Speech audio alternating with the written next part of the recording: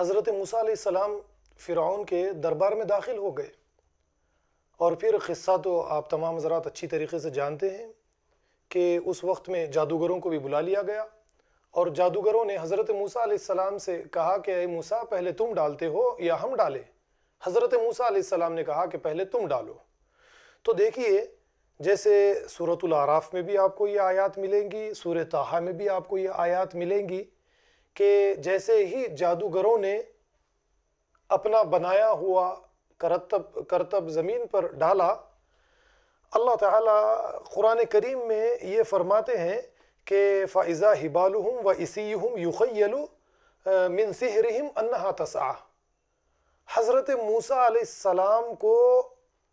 ان کے دماغ میں ایسا خیال گزرا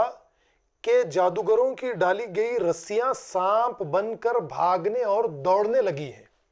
یہاں پر دیکھیے جو اللہ نے فرمایا یخیلو، حضرت موسیٰ علیہ السلام کو یہ خیال گزرا۔ تو زیادہ تر یعنی جادو کا جو تعلق ہے، جو جوڑ ہے، اس پر اگر ہم غور کریں گے تو ہمیں یہ پتہ چلے گا کہ یعنی پہلے ہم جو چیز آنکھوں سے دیکھتے ہیں اور آنکھوں کے بعد میں ہمارے دماغ کے اندر ہی خیالات پیدا ہونا شروع ہو جاتے ہیں۔ اسی لیے سورۃ الاعراف میں اگر آپ دیکھیں گے سحروا اعین الناس فرمایا کہ لوگوں کی نظر بندی کر دی گئی۔ جب انہوں نے زمین پر رسیاں ڈالی تو لوگوں کو ایسا نظر آ رہا تھا کہ یہ سانپ بن کر بھاگنے اور دوڑنے لگی ہے۔ تو جب ہم کوئی چیز دیکھتے ہیں تو دیکھنے کے بعد ہی ہمارے دماغ کے اندر خیالات پیدا ہونا شروع ہو جاتے ہیں۔ حضرت موسیٰ علیہ السلام نے ان کی رسیاں زمین پر ڈالنے کے بعد میں سانپ بن کر بھاگنے اور دوڑنے لگی، یہ دیکھا تو دل ہی دل میں حضرت موسیٰ علیہ السلام ڈرنے لگے۔ فَأَوْجَسَ فِي نَفْسِهِ خِيفَةً موسیٰ، اللہ تعالیٰ نے فرمایا لا تخف انک انت الاعلیٰ، اے موسیٰ ڈرنے کی کوئی بات نہیں، کامیاب تو تم ہی ہو کر رہو گے۔ وَأَلْقِ مَا فِي يَمِينِكَ، تمہارے سیدھے ہاتھ میں جو ہے اسے زمین پر تم ڈال دو۔ وَأَلْقِ مَا فِي يَمِينِكَ، زمین پر ڈال دو، اور جو کچھ انہوں نے بنایا ہے، ان کا کھیل بنایا کھیل، ان کا جو کچھ ہے یہ تمام کا تمام نابود ہو جائے گا، یہ تمام کا تمام بیکار ہو جائے گا۔ اور اللہ تعالیٰ نے آگے اللہ تعالیٰ نے جیسے یہاں پر فرمایا صنعوا، جو کچھ انہوں نے بنایا، دیکھیے لفظ جو استعمال کیا صنعوا، انہوں نے جو کچھ بنایا، جو کچھ شعبد بازی، نظر بندی جو کچھ انہوں نے کی، یہ سب کا سب ختم ہو جائے گا۔ انما صنعوا کید ساحر، ان کا مکر، ان کا بنایا یہ کامیاب۔ اور آگے فرمایا ولا یفلح الساحر حیث اتی، کہ جادوگر کسی بھی مقام پر کامیاب نہیں ہو سکتے۔ کیا بات اللہ نے فرما دی،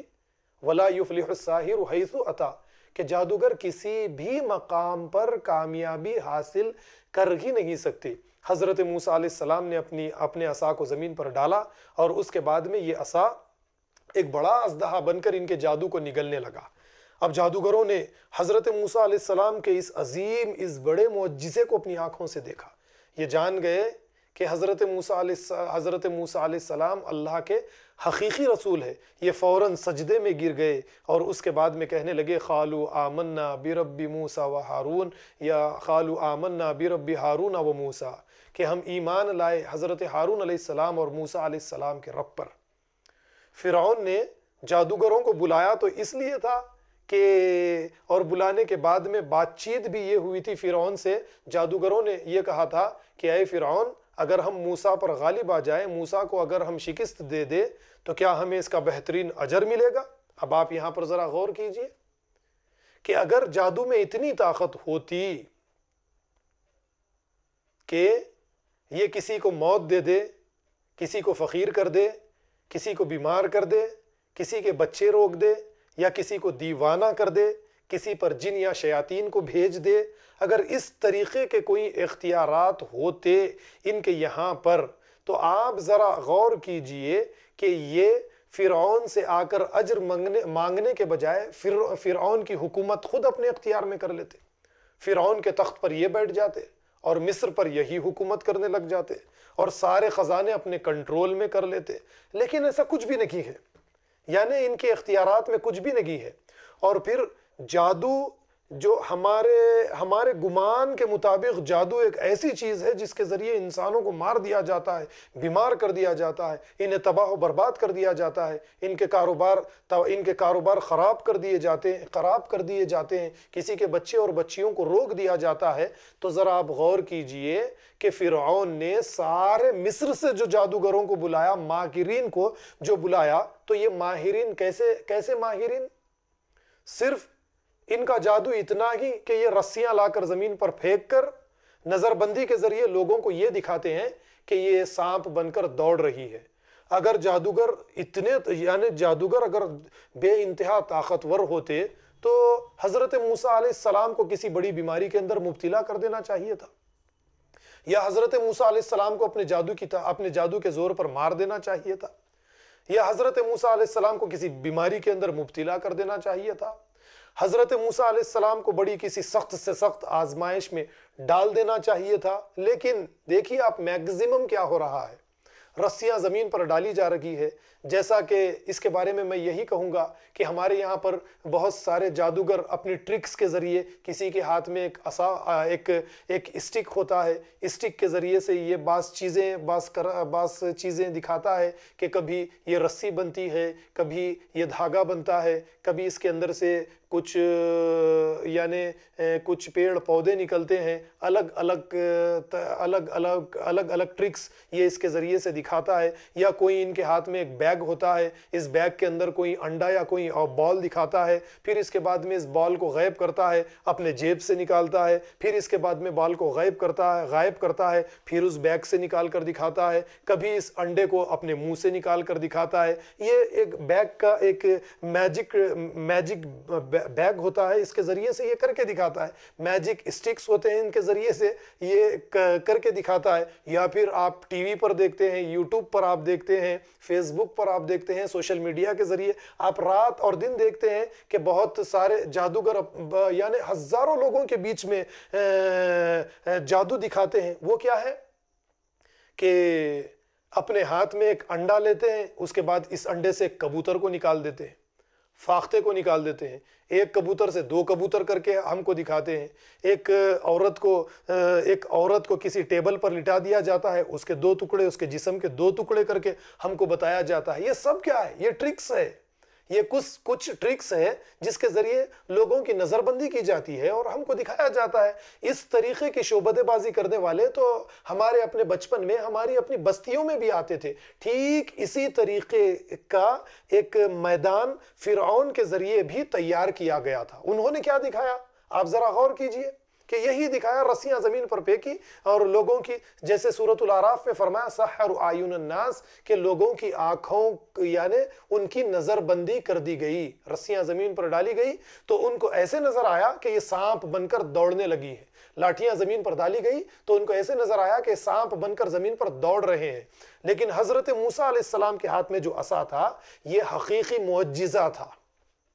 اور اس نے ان تمام کے تمام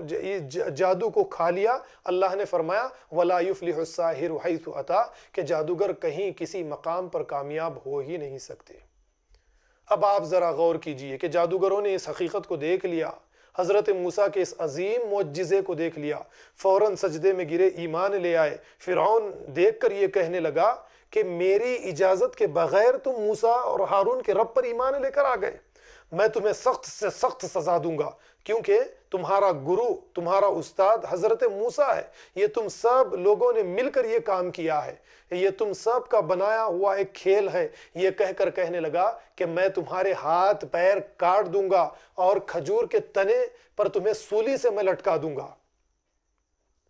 یہ کہتے ہیں کہ ہم تو اللہ پر ایمان لائے، اے فرعون تجھے جو کرنا ہے وہ تو کر لے۔ اب آپ ذرا غور کیجئے کہ اگر جادوگر طاقتور ہوتے